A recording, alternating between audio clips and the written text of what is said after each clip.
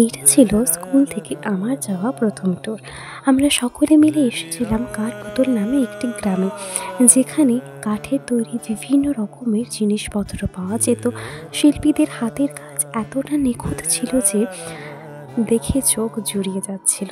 আমরা সকলে ভীষণ হাসি মজা করতে করতে উৎসাহের সাথে সেই গ্রামটি ঘুরে দেখছিলাম। শিল্পীদের হাতের কাজগুলি এত সুন্দর ছিল যে যাই দেখছি তাই পছন্দ হয়ে যাচ্ছে।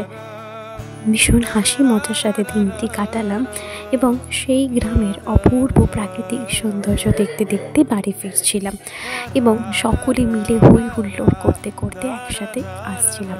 সেখান থেকে আমরা একটি ছোট্ট স্মৃতি নিয়ে এসেছিলাম, একটি ছোট চাবেরই স্মৃতি করে রাখবো বলে সেখানকার। এরপর আপনাদের সামনে সেখানকার শিল্পীদের তৈরি নিজেদের হাতের কিছু শিল্পকলা আপনাদের সামনে তুলে ধরার চেষ্টা করলাম।